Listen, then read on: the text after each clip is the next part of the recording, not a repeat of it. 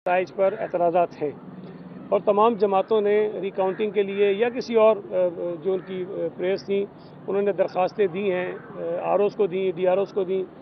और जमात इस्लामी जो 6 हल्कों की बात कर रही थी उन्होंने इलेक्शन कमीशन को लिखा और इलेक्शन कमीशन ने कल उन तमाम जो उनकी दरख्वास्तें थी उस पर 23 तारीख के लिए डेट भी फिक्स कर दी हेयरिंग के लिए।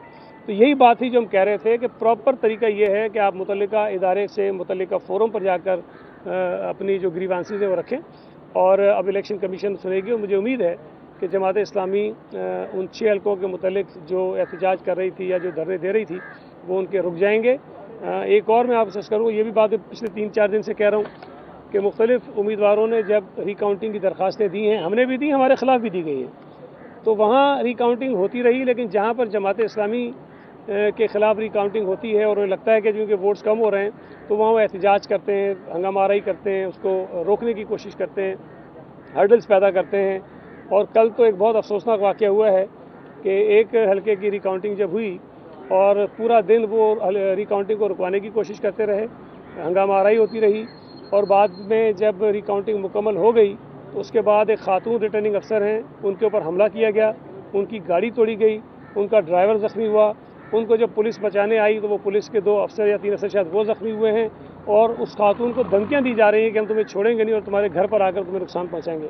तो मैं ये समझता हूँ कि हाफिज़ साहब को, जमात इस्लामी को सब्र का मुजाहरा करना चाहिए। अगर उस खातून ने गलत भी कर दिया है कानून के तो आपके पास अगला फोरम मौजूद है, आप कानून के मुताबिक वो रास्ता इख्तियार करें, बजाय इसके कि आपके लोग जो हैं वो सड़कों पर इलाकों में गुंडागर्दी करें, लोगों को धमकियाँ दें, उसके हमलावर हों। ये रवैये मुनासिब नहीं है और हमें इन इंतखाबात से कराची को बेहतरी की तरफ लेके जाना है।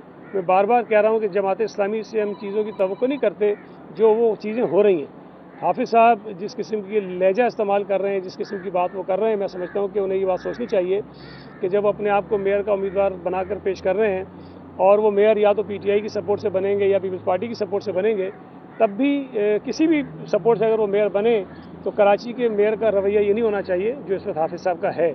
तो आज मैं तवक्को करता हूँ कि चूँकि इलेक्शन कमीशन ने उन 6 हल्कों के मुतल्लिक नोटिस भी लिया है, हेयरिंग के लिए तारीख भी फिक्स कर दी है, जो मुतल्लिका ऑफिसर्स थे उनको बुला भी लिया है, तो अब मेरा ख्याल है कि उस पर मज़ीद बात करने की कोई ज़रूरत नहीं है, उनको एहतजाज करने की ज़रूरत नहीं है, वो करें। जहाँ तक ATC की जो आपने बात की पीटीआई के रहनुमाओं के ख़िलाफ़, तो वो वीडियो फुटेजेस मौजूद हैं कि जिस अंदाज़ में जो दहशतगर्दी डिप्टी कमिश्नर ऑफिस में पीटीआई के गुंडों ने की है उस पर तो मैं समझता हूँ कि कार्रवाई होनी चाहिए। ये तो कोई तरीका नहीं है। और ये भी बता दूँ कि जमात इस्लामी के जिन लोगों ने ये काम किया उन पर भी FIR हुई है।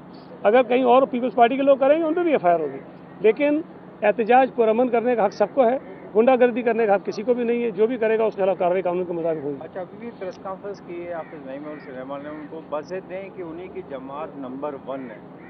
नंबर 1 क्या कहेंगे वाकई हकीकत में? और पीपल्स पार्टी का जो नरम गोशा है देखते हुए ये महसूस किया जा रहा है कि शायद आप लोग राज़ी हैं उनको मेयरशिप देने के लिए। देखिए, राज़ी अभी हैं या नहीं है वो अलग बात है। हम तो ये कह रहे हैं कि एक रिज़ल्ट आया है कराची के बल्दियाती इलेक्शन का और उसमें 2 जमातों को वाज़ेह मैंडेट दिया गया है। जमात इस्लामी को दिया गया है, पीपल्स पार्टी को दिया गया है। और ये बात मैं बार बार कह रहा हूँ कि पीपल्स पार्टी जहाँ से नशिस्तें जीती हैं वो रवायती तौर पर हमारे हल्के हैं। हम जहाँ से जीते हैं वहाँ किसी को हैरान और परेशान होने की ज़रूरत नहीं है। अलबत्ता जमात इस्लामी ने जो नंबर्स लिए हैं वो ज़रूर हैरानकुन हैं। अब इतने नंबर लेने के बाद भी वो इसलिए मुतमईन नहीं है कि उन्हें जो रिक्वायर्ड नंबर था मेयर कराची के लिए वो नहीं मिल सका, तो मेरा ख्याल है कि इसमें हमारा कसूर नहीं है। जो नंबर मिल गया है उस पर भी अल्लाह का शुक्र अदा करना चाहिए, जिस तरह हम कर रहे हैं कि जी ठीक है, अल्लाह ताला ने हमें सुरखुरू किया है, आपको भी सुरखुरू किया है। अब जो नतीजा आ गया है उस पर बैठकर बातचीत करें कि कराची में मेयर के लिए, डिप्टी मेयर के लिए, टाउन्स में चेयरमैन के लिए इस मामले को आगे कैसे बढ़ाया जा सकता है।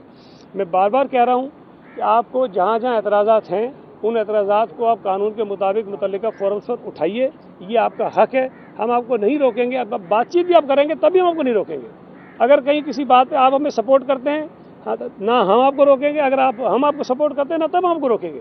जो कानूनी मराहिल हैं, जिस उम्मीदवार को शिकायत है उसका ये इख्तियार है कि वो अपना रास्ता इख्तियार करे, कानून का रास्ता इख्तियार करे, इलेक्शन कमीशन के पास जाए। लेकिन मैं ये समझता हूँ कि इन तमाम इख्तलाफात के बावजूद जिन जिन इलाकों में है, डायलॉग जो है वो बेहतर रास्ता है, बातचीत बेहतर हल है तमाम चीज़ों का। جو بھی مشکلات ہیں مسائل ہیں اگر ہم بات چیت کریں گے تو اس کا راستہ نکل آئے گا. اگر ہم سڑکوں پہ لڑتے رہیں گے تو یہ جو شہر کے اندر صورتحال پیدا ہو رہی ہے یہ زیادہ خراب ہوگی. آپ نے دیکھا کہ کل پاکستان پیپلز پارٹی کے امیدواروں کے جو حمایتی تھے وہ بھی کئی جگہوں پہ نکلے ہیں.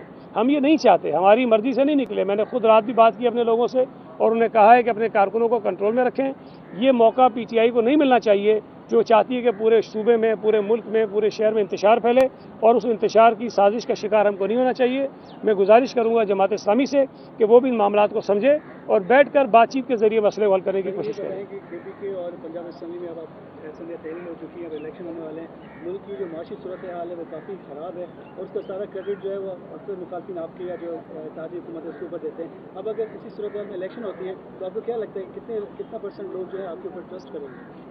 دیکھیے, پہلی بات یہ ہے کہ ملک کی جو معاشی صورتحال ہے اس کی بربادی کی ذمہ دار پی ٹی آئی ہے. اور یہ بات مطلب میرے کہنے سے نہ کہنے سے فرق نہیں پڑتا, اس لیے کہ جب عمران خان کی حکومت تھی تو یہ آپ سب کو پتہ ہے کہ معاشی بحران آنے کا سلسلہ شروع ہو گیا تھا. انہوں نے آئی ایم ایف کے ساتھ ایک معاہدہ کیا, کڑی شرائط پر معاہدہ کیا, اور پھر بعد میں اس معاہدے کو خود انہوں نے خراب کیا. اور اس لیے خراب کیا کہ پاکستان کے اندر معاشی بحران پیدا ہو, پاکستان خدا نخواستہ ڈیفالٹ کر جائے. تو وہ سلسلہ اس سے شروع ہوا ہے. موجودہ حکومت نے تو کوشش کی ہے کہ ہم اس کرائسس سے نکل سکیں, لیکن اگر عمران خان پھر بھی عدم استحکام کی صورتحال پیدا کرنے کی سازشوں میں مصروف رہے گا اور وہ کرتا رہے گا جو پاکستان کے دشمن ممالک چاہتے ہیں, اور ان کے جو مقاصد ہیں دشمنوں کے اس کو پورا کرنے کے اندر عمران خان آگے جائے گا, پاکستان کی اسٹیبلشمنٹ کو, پاکستان کی فوج کو, پاکستان کی عدلیہ کو, پاکستان کی الیکشن کمیشن کو, پاکستان کی پارلیمنٹ کو, پاکستان کی میڈیا کو, پاکستان کے معاشرے کو وہ تباہ کرنے کے مشن پہ اگر چلتا رہے گا تو یہ کرائسس میں نہیں سمجھتا ہوں کہ جلدی ختم ہوگے.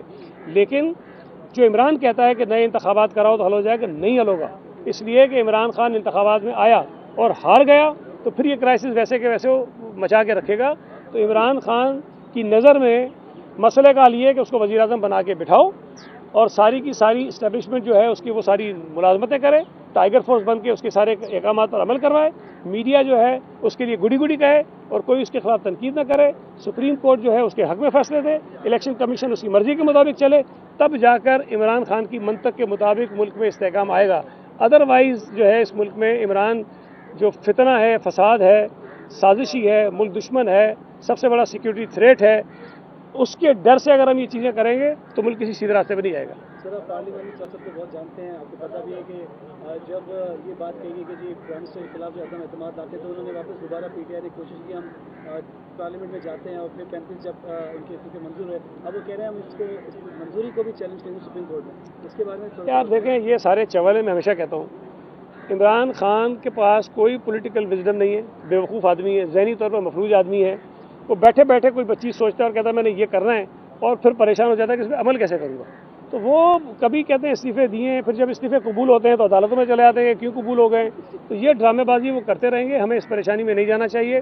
اسپیکر صاحب نے قانون کے مطابق جو ان کا اختیار ہے اس کو استعمال کیا ہے. یہ چیلنج کرنے جائیں گے بھی تو میرا یہ خیال ہے اگر عدالتوں نے کوئی پھر فیور دینے کی کوشش کو نہیں کی تو ان کے استعفے کسی صورت میں واپس نہیں ہو سکتے. عمران خان کو چاہیے کہ الیکشن قریب ہیں, پاکستان میں 266 قومی اسمبلی کے حلقے ہیں, وہاں ایک چکر لگا لے, کیونکہ اگلے الیکشن میں اس کو 266 حلقوں سے الیکشن لڑنا ہے. جماعت اسلامی کو آپ نے کوئی آفر کی ہے لوکل گورنمنٹ فارمنگ کے لیے, سننے میں آ رہا ہے نہیں, عہدے کی تو کوئی آفر نہیں کی, بات چیت کی آفر تو روزانہ کر رہے ہیں, اور جب بیٹھ کے وہ بات چیت کریں گے تبھی بات آگے بڑھے گی. کل آپ نے حکومت میں شمولیت کی دعوت دی؟